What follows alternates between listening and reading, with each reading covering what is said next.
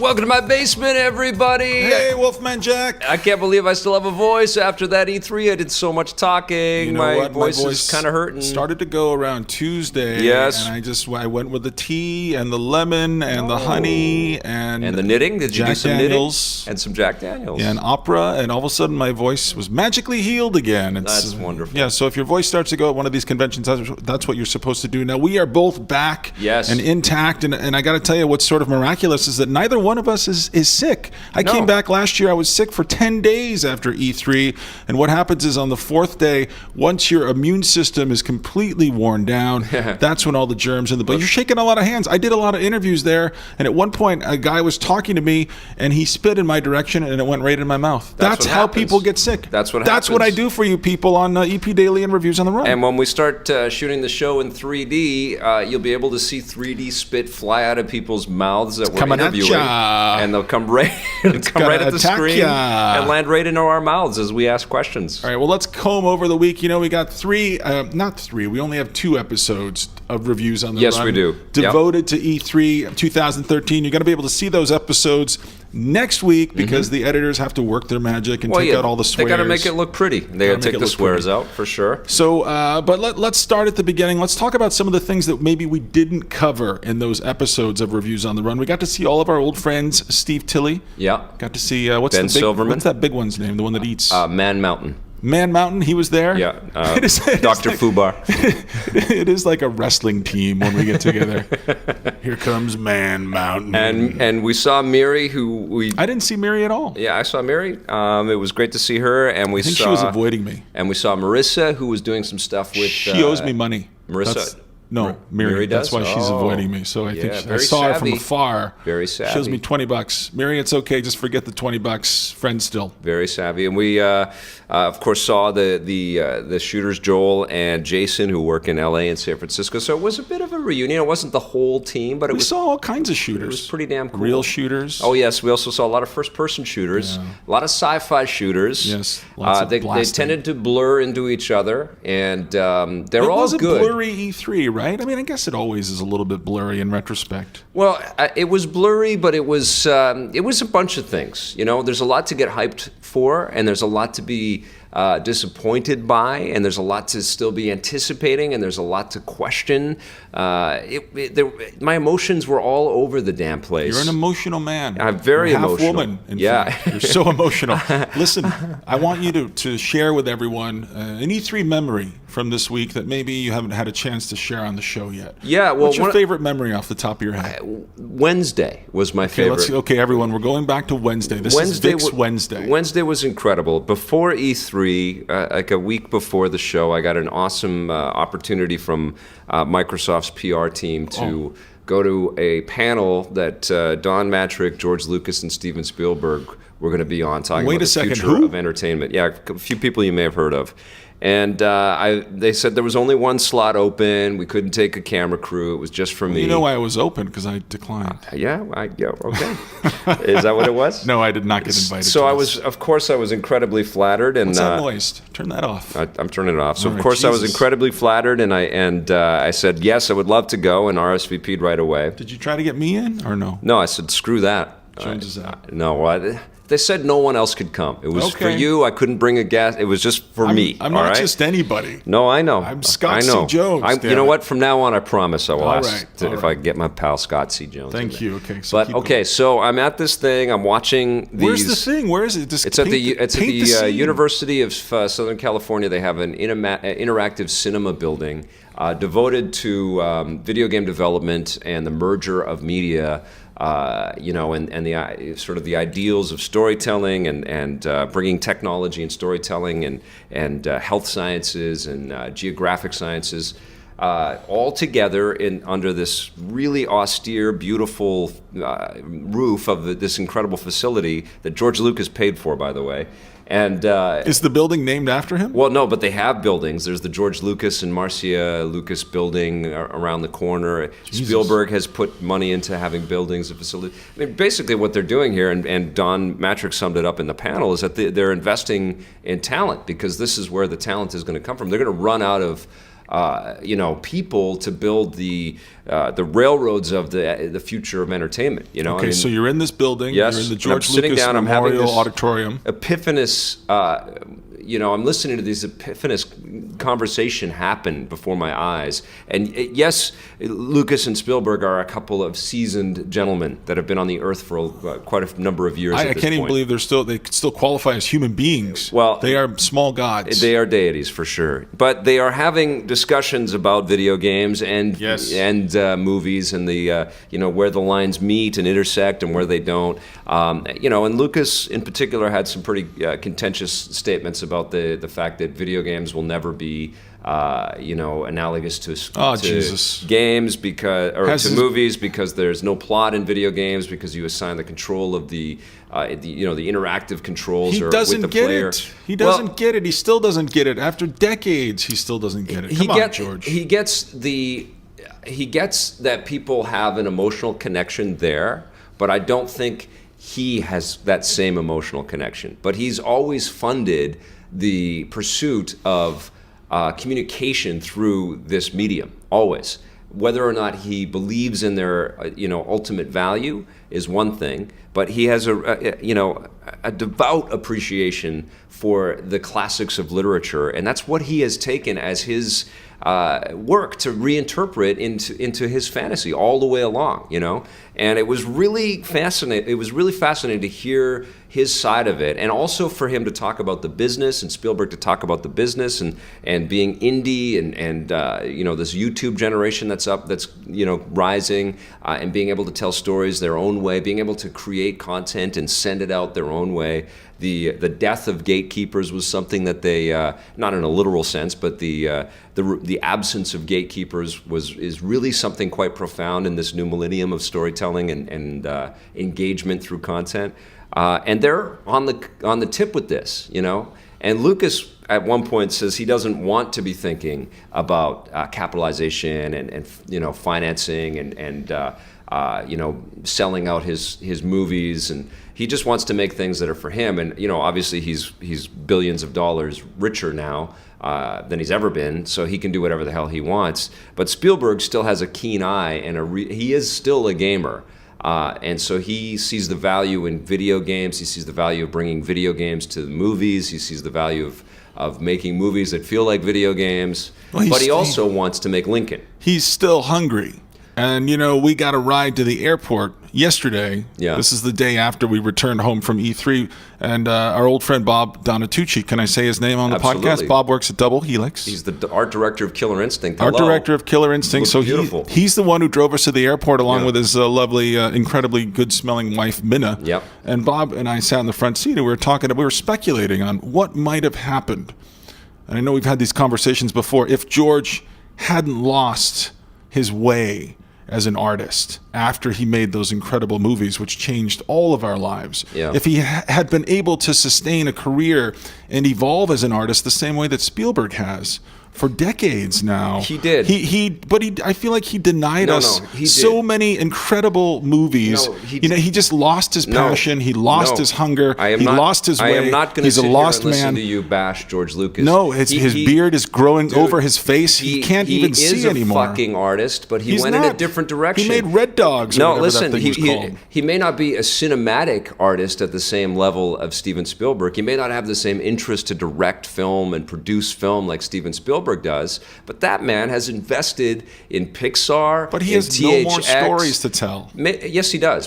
But they're personal and they're small, and we might not like them. They're for him.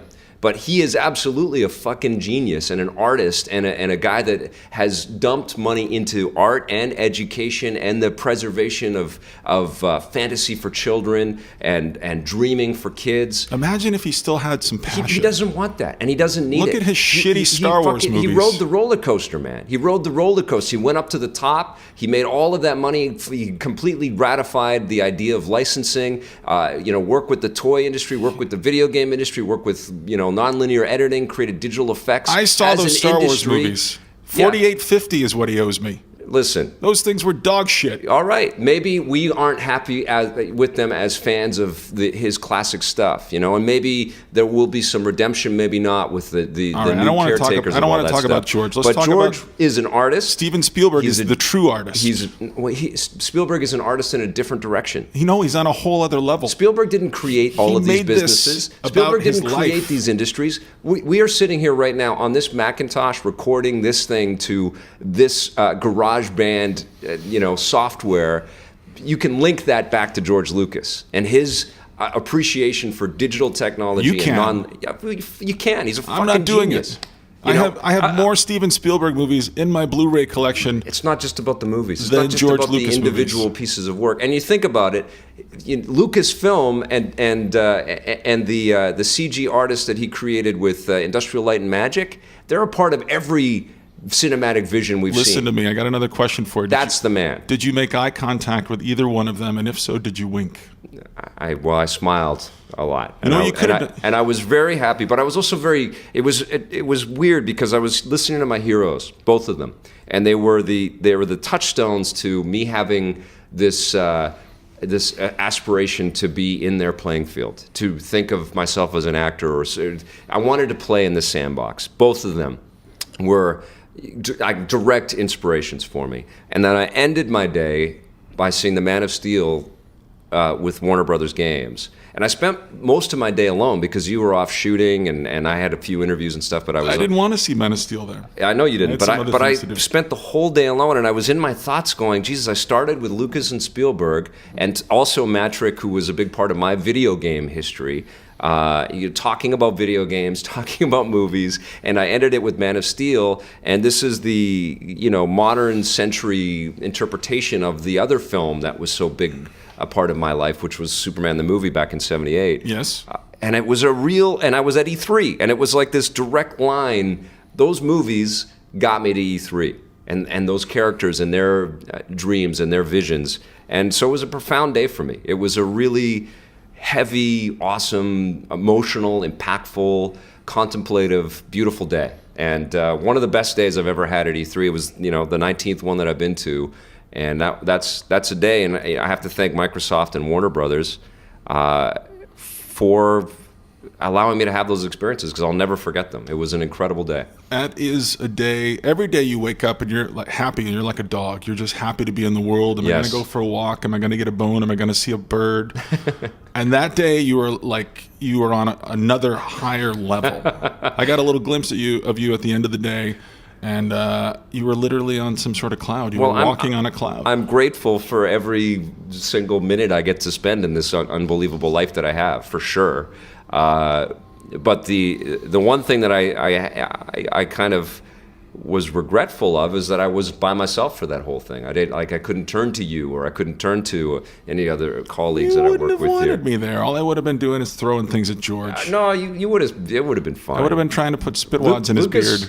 Surprised me because sometimes you think that he's out of touch or he's in his own space or whatever, but he's really, to hear him talk about movie prices and that his daughter cut all of the cable and they're just on Netflix and they spend hours just watching YouTube videos of people, it was really awesome. And Spielberg's the same way. Like, he's 100% in tune with the way that we're consuming media right now and what an audience might want. And they were both ready to just eat it on Lincoln and Red Tails. They were going to do whatever it took to make them. And Spielberg at one point said, well, I got a lot more people in the theaters to see Lincoln than you did for Red Tails. So it was a nice jab between two friends. Oof. And that was so amazing to be there. And also my appreciation for Matrick went right through the roof, because we always see him in these kind of scripted, corporate, messagey type moments. And here he was, the young whippersnapper next to these guys, and he was totally sharp, very funny.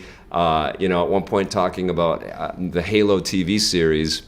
And Spielberg says, okay, well, you're going to come up with a bunch of cool stuff that we're going to do. And then Don sort of deflected and said, no, well, actually, you're going to do a lot of the crazy, awesome imagining about what the show's going to be. I'm going to take this cursory executive producer credit and get lots of free lattes and just get to hang out with you guys. And it was just really funny to see that. You know what you should have done is like Sharon Stone in Basic Instinct, sat right up front in a short dress. Flashed them. And just give all of them a little flash. Yeah, a little glimpse of your why. Can you guys all see why I got the only invite? I just got myself disinvited from every future potential high-level gathering. But E3 at E3 is filled with celebrity, and Lucas and Spielberg are one thing, but I think you taught me, didn't you? I got some celebrity stories. What happened with you? I do. Well, last night I was getting off the airplane, and I was in a daze. I got to tell you, I don't know where I was or what I was doing, but I had kind of the same thing. I sat by myself in the exit row because I'm a giant. Yeah.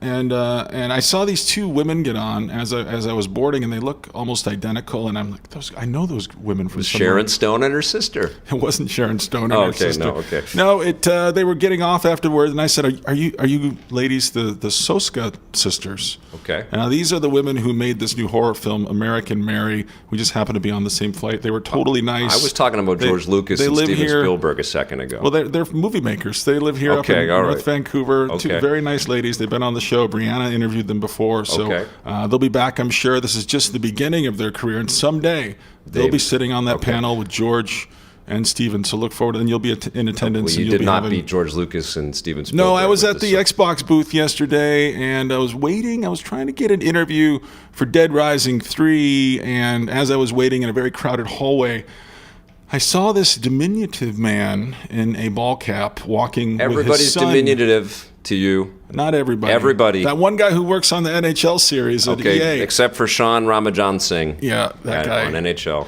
Anyway, I recognized him. It was J.J. Abrams. He's walking by me, and I'm like, do I want to be an asshole? Do I want to disrupt his day? He clearly had just come out of a demo. He's got his son at E3, and they're going from booth to booth, and they look like they're having their private moment. And I said... did you first say, yep, I'm going to be an asshole? Yes. Okay, in my mind, I didn't say that out loud. Okay. Because then the security would have grabbed it. Anyway, I said, hey, JJ, it's Scott Jones from a TV show called EP Daily. I just wanted to say I'm a huge fan. And he was so nice. I don't shake hands with anybody on day 4 of E3 because of germs and bugs, and I got sick last year. Yeah. But I will with J.J. Abrams. He reached out. Awesome. He took my hand, surprisingly strong handshake. Of course, man. And he grabbed it, and he shook it, and he looked me in the eye, and he said, hey, Scott, really nice to meet you. He's a deity to be. And then he moved on. Yeah, no, he's a legend in the making, this guy. So there were other celebrities. Yeah, as long as he doesn't screw up. I saw James Marsden, the guy that plays Cyclops. Super nice guy. Isn't he the dad on Dexter? Marston. No, that's a different guy. I always fuck up. The guy that played Cyclops. We really need a fact checker down here. You know what we need is like a copy of Us magazine. Why? So I saw it's just Hustlers. Conan in here. O'Brien There's was no there? celebrities in Hustlers. Conan O'Brien was there. I didn't see him. Yeah, I didn't get to meet him. All right, Jeremy over at Game Trailers got to see him. He was showing me. An asshole. He's a good guy. He was showing me his Google Glass thing, which does wearing turn his you Google into an Glass asshole, around. by the way. Instant asshole. Anybody wearing Google Glass, get out of here. Be prepared for everybody to turn around and say, "Who's that asshole?" You know what? As soon as I see people with Google, I'm just going to start punching people in the face. I'm going to be in jail. They're going to deport me because they all have they're at eye level, right? That's all they're listed. So if you punch them in the balls, they won't even see. And then take their Google Glass. Yeah, and then right after it'll be a shot of the floor. Yeah. Yeah. So, we were staying in a hotel, and it was pretty far from the convention center. We thought we were staying in the Bonaventure. This was the hotel where they filmed the scene with Schwarzenegger on the horse in the elevators. That's what producer Rob Koval tells us every year. We were wrong, though. We were across the street at the LA downtown. Now, one thing that I noticed about our hotel was that our hotel was positioned above a closed movie theater. I don't know if you noticed this. Did you walk by it a few times? I've taken breaks from E3 in the past and gone to go see some movies by myself. Yeah, it was a Lemley's. It was a chain of movie theaters, and on the sign out front, on the marquee, it said, "Thank you, downtown LA, for 25 years." Right. And so one day when I was walking back to the hotel, I went down the steps, and I peered into the front window, and some lights were still on in there. And there's something a little bit creepy about old amusement parks and closed movie theaters. Yes. And I could see some of the posters upside down. There was a poster for a movie called The Invention of Lying, which was still on the wall in there. And you can see this moment where everybody walked away, and I could see the buckets where they kept all the letters that they could put on the signs to tell what movies were coming next, and there were literally popcorn buckets upside down on top of the counter in there, and they still had some of the old style lighting. I'm having Cinema Paradiso flashbacks right now. And down there was also clearly this was a depository for muggers who had taken people's bags. There were all kinds of purses piled up in a corner down there. Yeah, oh my God. So I'm sure people get mugged, and that's where they take the purses and pile them up down there. There's broken glass. I mean, it was a scene down there. Yeah. And so what'd you do? Did you make a bed? Well, no, I had a bed upstairs. I had a perfectly nice hotel room. But I started thinking about the medium of video games and the medium of film. And this theater had 25 years that it was open. This ties right into what Spielberg and Lucas were talking about, that we're all at home now. But we are at home. I mean, there are still some Lemley's branches that are still open. I hope I'm saying that right. I don't know if I'm saying that right. They're still open across Los Angeles. But here was one that had closed, and there was a weird air of sadness about it. But the thing I kept thinking is, the wheel in any medium turns. Yeah. Things change. Things open and close. Old things go away. Old ways of consuming stuff go away. New ways come up. Right. And that's kind of where we are. I thought it was fitting to have this experience, to notice this during E3 when it does feel like we're in a big transition right now. Yeah, we're changing. Especially when your consoles aren't backwards compatible. Yeah, right. It really is. And I've read some stuff from some interviews and stuff from executives at Xbox, I think, talking about the power of digital backups and how important it is that we're able to access this content if our disks get scratched and all of that stuff. And certainly, I think PC services like Steam or Origin kind of back that up, because you don't ever have to think about where your disk is anymore, right? You can just log into a new system, or even any of these digital stores that are out there. But I think what happens when you have these consoles, and this has happened along the way too, right? Through other transitions where you just completely deny the ability to use your old content in these new machines. It's like you're saying they're not important anymore, and that content isn't important Well, anymore. I mean, I think it's important to have backwards compatibility in the first generation of the new machines, just so, because the library for the PS4 and the Xbox One are going to be pretty small at first. And I think it's particularly for the digital games you've already bought, for those not to be backwards compatible. I can understand, disk processing or whatever might be a pain in the ass.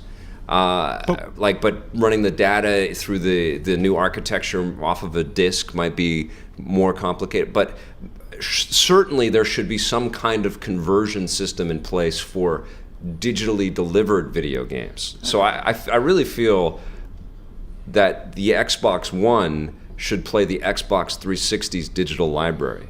Even the Xbox One's digital library. Honestly, I understand people get very upset about this. They take it very personally, and they feel like they are being cheated somehow. Yeah. But personally, I don't care. I never go back. If I want to play a PS2 game, I get out my PS2. Our job is very different from most people's lives. All I know is my experience. I can't. I don't know. I don't know why anybody would constantly need to bounce from the PS1 to the PS2 to the PS3 to the PS4. I bought Crimson, why are you doing that? I bought Crimson Skies, which they still have yet to tell us that we're getting a new sequel on. Get out your Xbox. That's dead. My power supply in that is gone, and I don't want to go and dig around and try to find that. But anyways, I bought it digitally. It's on my 360, so that's an Xbox One game that exists on my 360. That's good. Well, when I unplugged the HDMI connection to my 360 and plugged that into my Xbox One, and I put my 360 away, now I have to go and dig that thing up again. It's not that big of a deal. It isn't. It's not. It isn't. But on the PC, I can go back and play a LucasArts adventure game. I can go and play Indiana Jones and the Fate of Atlantis. That's why the PC is going to win, my friend. Well, I think if the message is we're always on, we're always connected, we've got your digital, your library is safe and secure and will always be there, there should be backwards compatibility. Now, Sony is doing the same thing, but at least they're trying with Gaikai, so that makes me feel like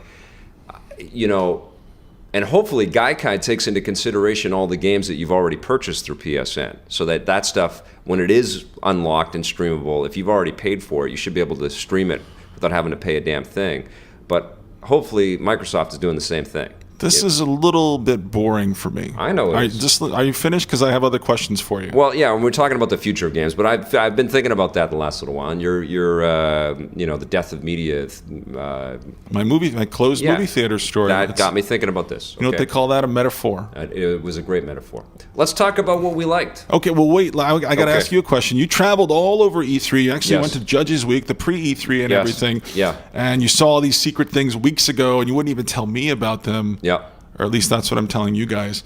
No, what was there a favorite part of the show floor, a booth that really stood out for you? Yeah, absolutely. Which one was it? And you guys are going to see the edited version of our conversation on the wrap-up next week for the different machines. And I might as well break it here, but the PlayStation showing, and I'm not just talking about the PS4 unveil and the press conference, the PlayStation showing was the greatest show of strength from a video game company. So that was your favorite booth I've ever seen at E3. And Microsoft was your least favorite booth.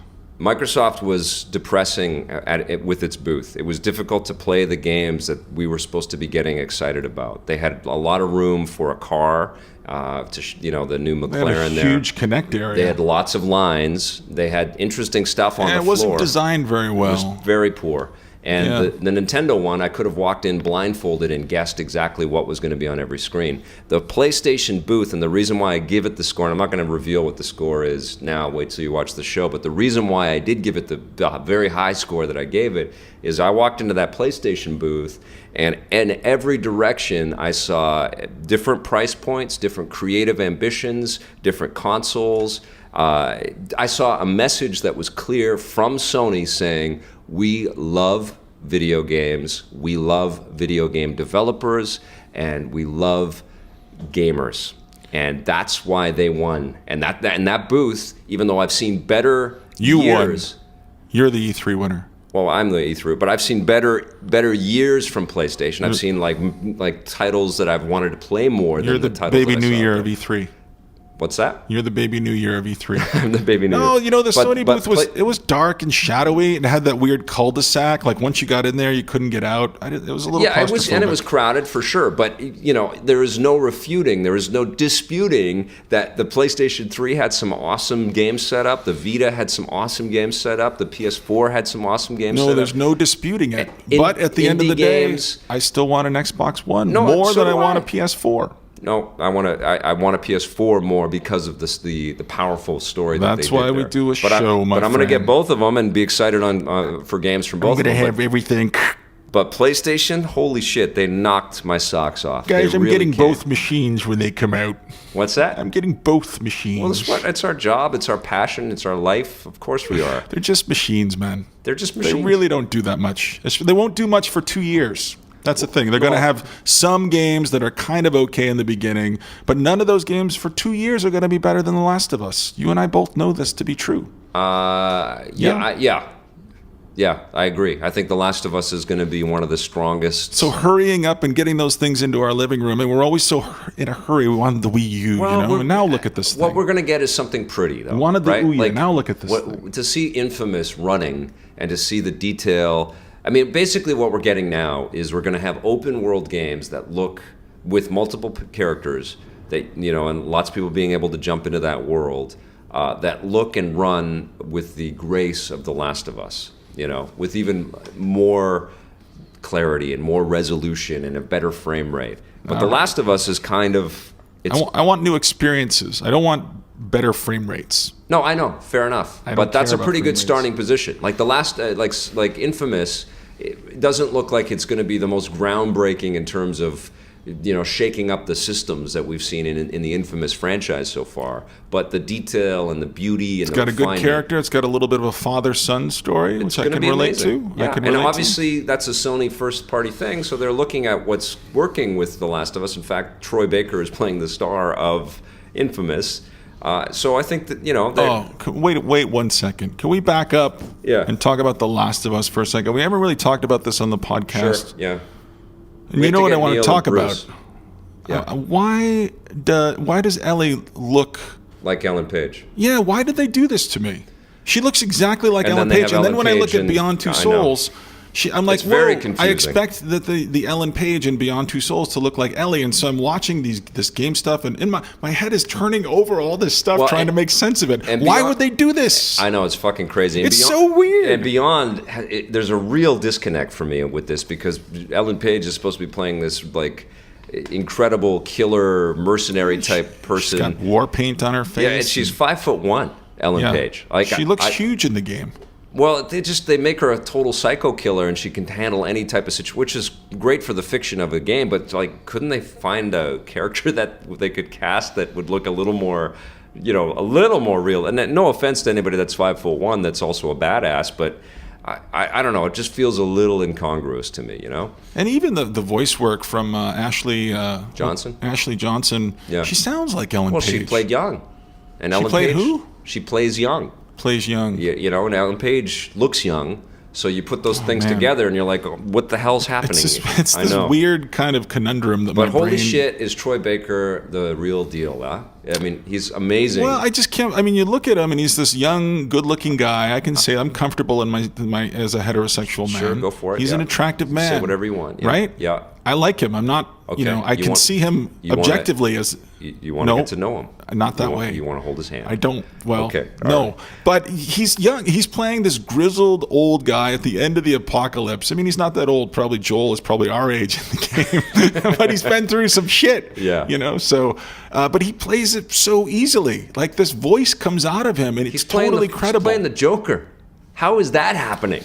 Well, that's exciting for you. Well, no, like, that's not an easy character to kind of ride the rhythms after Mark Hamill. Where's Mark Hamill? What else has Mark Hamill got to do? Bring back Mark Hamill. Mark wants a break. He's done the Joker for 20 years. He wants to chill on this. And they're making him sound like Mark Hamill, which is even more amazing. To think that it's Booker from BioShock Infinite, Joel from The Last of Us, then the Joker, and then I forget the character in Infamous. But that's, what a year. Holy shit. And every one of those characters is a franchise, so he could be playing those characters forever. Like, let's find work. Let's find work for David Hayter. We got to find a new character for him. Totally. Why is Troy Baker taking bread from David Hayter's mouth? Come on. Oh, that is the crassest shit, man. Let's get a website. Put DavidHayterBackToWork.com. I love it. I'm buying it right now. Yeah, okay. Let's talk about our favorite games from the show. You got a list. I don't know if my list is as long Metal as Gear yours. 5 had an awesome demo at the Xbox conference. That was a great way to start. I wanted to talk about this. I spent some time around if you were within 50 yards of the Konami booth, you have the song in your head. That song is great too. But I can't. Even this morning, I'm brushing my teeth and I hear. It was very emotional. It never stopped, and I felt terrible for all the people that have to work there because they can never unhear that song. Well, I felt bad for the Ubisoft booth in Just Dance. Now it's just there every year, so it's 2014. And like, well, no, I felt bad for the Division who were trying to do a demo in the middle of the Just Dance booth. They put headphones on people, but all you could hear was the Just Dance shit going on around them. And I was thinking, do we really need to have the promo around Just Dance? Like, we get it. There's no mystery there. It's a fun kinetic thing to have at the center of your booth. Yeah, totally. So draws when crowds. CBS News shows up and they want to shoot something, they got B-roll. They got roll. Yeah, listen. But it's annoying. Can you do the Metal Gear song? No, I forget how it goes. Like a million times in a row. Does a pretty good David Hayter impression. I couldn't tell who was talking to who in that thing. I need fucking David Hayter. Bring back Hayter.com. The game looks amazing, though. Holy shit, it looks amazing. Well, I'll tell you what I liked. I like the fast forward that they were doing because it was funny. Yeah. And it made me laugh. And I always like when they say in consideration of time and they flash forward to another part of a game. Yeah. But they kept putting up all of this verbiage on screen that doesn't mean anything and barely means anything to me. That's why they needed an actor of Kiefer Sutherland's caliber to be able to bring those words to life. Tactical espionage redefined appeared on screen. That means nothing. Yeah. That is complete hooey. No one outside of that convention center could tell you what those fucking words mean, but they kept flashing on the and I kind of enjoyed it. Just the whole tackiness, the over the topness of it, the boldness of it. I know, and that's not your franchise, but I'm excited for the game. I'm pissed off as hell at Kojima and Konami for dumping David Hayter. Why would they do this to him? I think it's personal. It's that's the only thing. man. And the video that they put up with Avi Arad talking about introducing Kiefer to Hideo was just awkward and weird. And I love Kiefer too, and I think that's a great casting choice, but not if you're going to be an asshole to David Hayter. There just doesn't seem to be any karmic win in doing something like that. But maybe there'll be like a Raiden moment. I know people want to hear about E3 and what we liked at E3. Well, I thought that's what you were starting with. Okay. I thought that was one of your 10 games. I'm not putting just on principle. Well, I'm excited, but it's not in my 10. Well, you're down to 9. I'm not giving you another game. You can't just blurt one out. No, we talked about the conference. We got to get going. People here are my 10. Going. I'll do it real quick. Okay, The Division, Batman: Arkham Origins is 1, 2. Infamous 2, Second Son. That's 3. Destiny. That's the one out of the 4 sci-fi shooters that I'm picking. Any one of them looks good. Killzone, Titanfall. I think there's another one, but Destiny's the one that I'm most excited about, I think. Zelda: A Link Between Worlds is my number 5. That's out of all the Nintendo stuff that I saw, the sequel to a 20-year-old Super Nintendo game is the one that I am most excited for because it looks terrific. But then I'm really also excited about Mario Kart 8 out of the rest of the Nintendo stuff, and I think it's going to be a very strong, excellent Wii U title. I love Batman Blackgate, which is on the Vita and the 3DS. It's the side-scrolling Arkham Origins accompaniment, and it's made by ex-Retro people who worked on Metroid, and they understand the 2D Metroid, and they're kind of bringing that vibe into Batman. So I can't wait for that. Batman. So there's 2 Batmans in my 10. If anybody's paying attention, Wolfenstein is my shooter. I choose that over Call of Duty. I choose that over Battlefield. Those are going to be great too. But I want Nazis and I want to shoot them. And Lego Marvel Heroes I'm putting that in there, even though we're Legoed out. I want to play Lego Spider-Man, and I want to play Lego Captain America, and Lego Iron. It looks great. And then Dead Rising 3, which I think may be the most next-gen launch game when the Xbox One and the PS4 come All you out. were doing was complaining about Dead Rising 3. It now has you're frame rate problems. Who cares? It's fine. You and your frame rates. It's an alpha E3 build, and I give the Capcom Vancouver guys a lot of benefit of the doubt. They're an amazing team. It's gonna be fine. Jesus Christ, it hiccuped a a little bit. Who cares? We had a million glitches at E3. It's beautiful. And honestly, look, the macro and the micro sort of refinement, insane. It's crazy. And then that's what I said to you. You're taking my language. And then you can drop bombs with your tablet. It's so cool. And apparently, you can drop bombs with your tablet while you're dropping bombs in the toilet in every game. You can drop bombs right into Yeah. Yeah. What are your 10? 5 or 10? Well, okay. I got Yaiba Ninja Gaiden Z. What? Yep. Okay. That's the cel-shaded Ninja Gaiden. No, I know. Look kind of cool. It's all you. Barely got a kind of cool from Victor Lucas. I mean, when I see it, I go, well, that's got Scott Jones written all over it. The Wonderful 101. Fuck, that looks great, yeah. Now, that's the first of 2 games from Platinum that will be featured in my list is not 10 games long, because I know people got to go. I had to put 2 Batmans in there, so I had to make it 10. Bayonetta 2? Yeah, that looks great. Holy shit. My only problem is I don't want to play this game with the Wii stupid pad. You can play it with. Come on, they're smart. They're going to give you the Pro controller thing. I don't want a touch screen to do an attack. What a year that'll be for those guys, right? Metal Gear Rising, The Wonderful 101, and Bayonetta 2. Platinum, come on. These guys are the kings of the world. I love it. These guys, they are the best. I love these guys. The Order, 1886, a little early. It's from my friends at Ready at Dawn. What is that's a trailer? No, I like the milieu of it. Okay. I know nothing about that. It's a trailer. It's like there's some shadows that you're shooting. Can I try to be excited about something? Jesus, be excited. I'm trying to bring some excitement to bear. It's very rare to see you lift. Ready at Dawn has an incredible track record. I love Ready at Dawn. They're awesome. You suddenly love Ready at Dawn. I do. I do. Get out of here. I'm excited. Mirror's Edge 2. That was a trailer too. It was concept art. That's like a title screen. I mean, really? Just because? All right, you love the first one. I get it. You don't have to shoot anybody. Okay, I like that too. You have a lot of shooters over there. You're a killer. You're a Canadian man who likes to shoot. I like to be Batman. All right. Okay. Dead Rising 3. Did you hear this one? Yeah, I heard about that one. I don't want to hear any more about the frame rate issues going forward. Got some frame rate problems, but I can't wait. Your frame rate's not good enough for me. I want 1080p 60 FPS from every game from now on. You know what I also noticed was it seemed like there was a nice sense of humor on the show floor. I liked what Quantic did with the Dark Sorcerer. It turned out not to be a game. Right. You know, it's one of these prototype things that they built just for fun. So it was more prototype from the reveal. So it was a little more of the prototype. Sony teased it as if it was something new and big and coming from Quantic Dream. And you know what? I had a conversation with David Cage. It's going to be on EP Daily in a couple of weeks. Yeah. What they were surprised by was the fact, I'm spoiling our interview a little bit, the fact that Quantic could do humor. All of their games have been so serious so far. Well, he is a very serious dude. So they wanted to try and do humor, and I pressed him a little bit, and I said, do you think this could eventually turn into a game?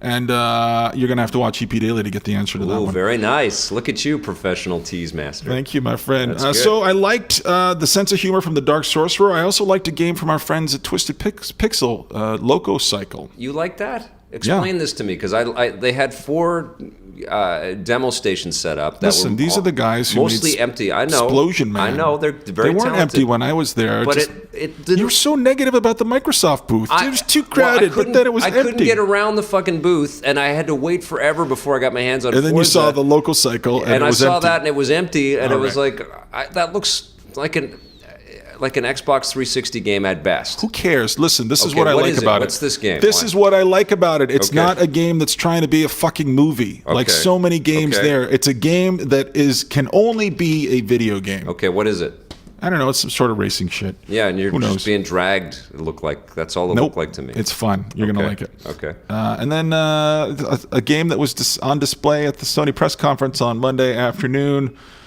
Octodad. Dadliest Catch. Now, I have no idea how much fun this game is, but it had me laughing. I was sitting near Steve Tilley, our friend, and Steve was doubled over laughing. It's crazy. Tears were coming out of his eyes. Yeah. All you have to do is see this guy in a suit, just these long arms akimbo all over the place, walking here and there. I like seeing the sense of humor. We need more funny games. There are not enough funny games in this industry. I mean, honestly, Sony needs to stand up and take a bow for the amount of indie shit that they had on the floor. They bowed plenty this week. Well, they did, but that was cool, man. I mean, like, not that I'm a big... They spent 45 minutes on indie games. I know. And on a press conference. And I don't know if it's a real service to those indie guys to just put their stuff on this mega platform that, I don't know how many of the new customers that buy the PS4 are going to be crazy about downloading these indie games. Maybe because there won't be tons of games to play, that's what they'll play. But I feel like those indie guys need every chance they can get to sell their games, and they should be on the Vita and they should be on the PS3. Maybe they will be, but they were like really squared off and sanctioned for the PS4 at the conference, and that's awesome. That's all. I guess it's analogous to early Xbox Live Arcade stuff that Microsoft used to put a lot of emphasis on in their booths, but these are even smaller teams than that. Like some of these guys are like 4 people or smaller. It's crazy. No, I went through the Indiecade at E3 this year. It's become, I do a story every year now. It's my story at E3. And I got to meet a lot of these guys. And this is where Sony goes now to look for the stuff that's going to be on PSN in the future. They go there and they handpick the best, and they bring them to people. We should call you Indie Jones. I like that.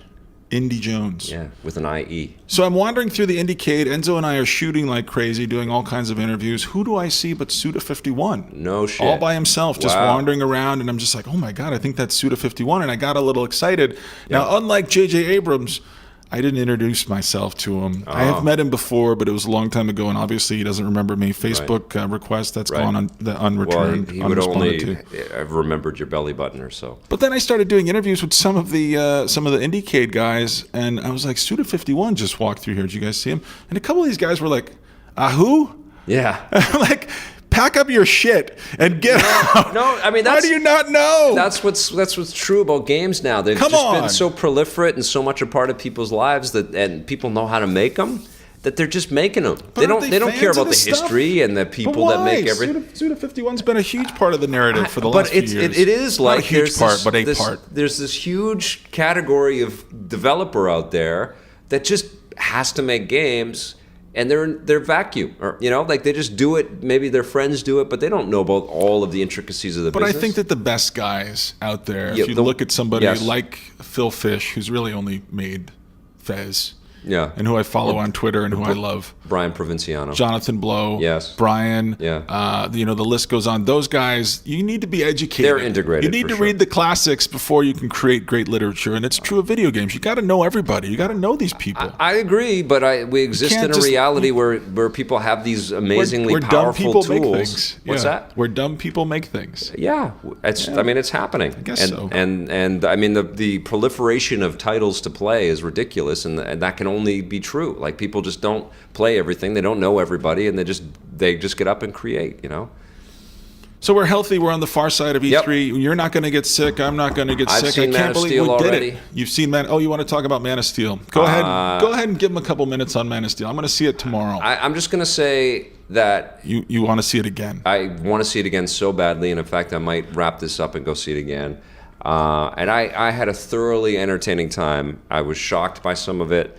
I saw stuff I've never seen on film before, and I'm proud as hell of the fact that a big chunk of the movie was made in Vancouver, and there was so much Vancouver talent up there. Let's talk about Isla Fisher. No, it's Amy Adams. I confuse those two all the time. I know, they're very similar, right? Yeah. Yeah. She's good. They're just like the Ellie and Ellen Page. Yeah. And I'm so confused. And they had to call her Ellie as well. They had to call her Ellie. God damn you, Naughty Dog. But what a weekend for geeks, man. So, listen, I don't know if you guys have seen it in the show, but Vic and I gave The Last of Us double 10. Yes. It doesn't happen very often. Listen, even if you don't enjoy what was attempted with Man of Steel, and this goes to you too, Scott Jones, I think if you're a nerd or a geek or a fan of this culture or superheroes or whatever, you got to get out there and see it. I think, for whatever you think of it, you will applaud the risks that were taken with the movie, the creative risks that were taken with the movie. And you also, if you have a PlayStation 3 or you have the means to rent one, get the fucking Last of Us and play that. How is Michael Shannon? Terrific. It's terrifying. That's all I'm going to say. How is Isla Fisher? She was great in other movies that weren't the Man of Steel. Wasn't she the one in that book where she tries to cook all the things in Julia Child's cookbook? I maybe, and I think she played. Me and Julia, I was thinking it was called. She was in some fairy tale movie too, I think. But I don't know. I don't think she's in the Man of Steel unless she was Amy Adams' stunt double. We need an intern. We need Us Magazine. We need a intern. We need a couple copies of Us Magazine. We need a robot. I don't even think Us Magazine covers this shit anymore. Let's get a robot. They just cover the Kardashians. Listen, I want to make it weird at the end. Okay, what do you want to do? Do you have anything else to say about E3? You want to say goodbye to E3 2013? One of the better ones. And because you've been to all 29. One of the better ones, and it was. You've been to all 36 E3s. I have been to 39 of these already. No, it was one of the better ones. It's a good launching pad for the next 5 years, 10 years of development in this space. Consoles are not dead, and we've got some amazing games to look forward to. It's going to be a lot of fun. Who's got egg on their face after E3? I think Microsoft has a little bit, and I think Nintendo has a little bit. They sort of gave themselves hot feet. But you know what? One E3 does not determine the long haul. Like this, there's still Nintendo's going to make a ton of money on their games, and Microsoft. Here's what's going to happen: the PlayStation 4 is going to sell out, and the Xbox One is going to sell out. You should go pre-order. And yes, and a lot of those pre-orders are gone. And because the Xbox One is $100 more, Microsoft's going to make $1 billion more than Sony will on their hardware. $100. It's not that much money, but they're going to sell 10 million Xboxes, in this quarter, or the quarter it launches, and they're going to make $1 billion. And then next year, when the real games start coming out and the prices can kind of be adjusted, and everybody's got parity with their online offerings and their backwards compatibility, that's when it gets really interesting and exciting. So I had this thought the other day. It's a little bit dark. Okay. So maybe it's not going to get weird at the end, but it's going to get a little dark. No, we don't want to start dark at the end. Yeah. That's like bum people out? Okay, what is it? Well, I was on the road this week. I was alone all week. I'd see people during the day, then I'd go back to my hotel room, and I was on a very high floor, and I'd look out and I'd think, what if I jumped off? What? And then I started to joke about shit like this. Listen, and then I started thinking, when you're a kid and you're growing up, you think, well, one day I will see the future, and cars will fly, we'll have robot butlers, just like on the Jetsons. And then I realized, I'm probably not going to see a robot butler. It's just not going to happen. I'm not going to live long enough to see robot butlers, and I have to make my peace with that. Does anybody out there know how to make robot butlers? I need a robot butler. We could run it down in the basement. We need a phone so that people can call us. We need a hotline? But we're not call live. Call now? But we're not live, so how would that work? Well, yeah. We could tell people to call at a certain time. So we need somebody to help us figure out how to do this live. Okay. And then we need a phone. But you know what I mean about the robot butlers? And then we need somebody to help make a robot butler. You're not going to see a robot butler in your lifetime. Cars are not going to probably fly in our lifetimes. Well, they'll fly, but a lot of people will die. They won't go very high off the ground. Because it's going to be really dangerous. I'll never have my own land speeder. Do you want to fly in your car? I want to fly in my car. I thought I would see all these things. I don't want to fly in my car. Flying is scary. But it'll be safe. Flying in a plane is not... Oh, you're in more danger showering in the morning, slipping and falling. Okay. We're safe in the sky. Still, flying in a car and crashing into a building does not sound like a fun way to go. Just like that. I don't know.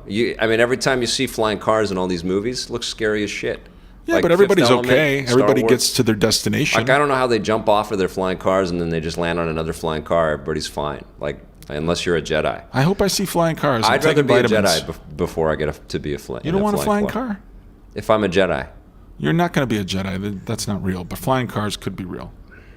Well, can we make Jedis real? No, we can't. Maybe J.J. Abrams can make Jedis real. J.J. can do anything. Or, you could ask one of your buddies now, Steven Spielberg and George Lucas. They are my buddies. My buddies. Yeah, we are. Out with them. We're going to start hanging out with James Cameron. Helicopter races. It's going to be amazing. Have so much fun up at the ranch. Yep.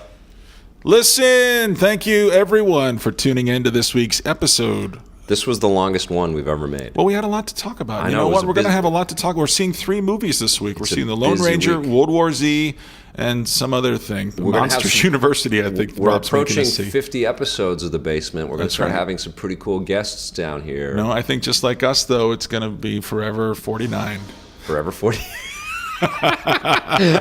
We should open up that store. Forever 49? Forever 49 would be amazing. 49 is the new 29. That's our other store. Thanks for listening, everybody. Hey, everybody, Stitcher. Get your hustlers. Why not? We'll catch you next week. That's right. On Vic's Basement. So long.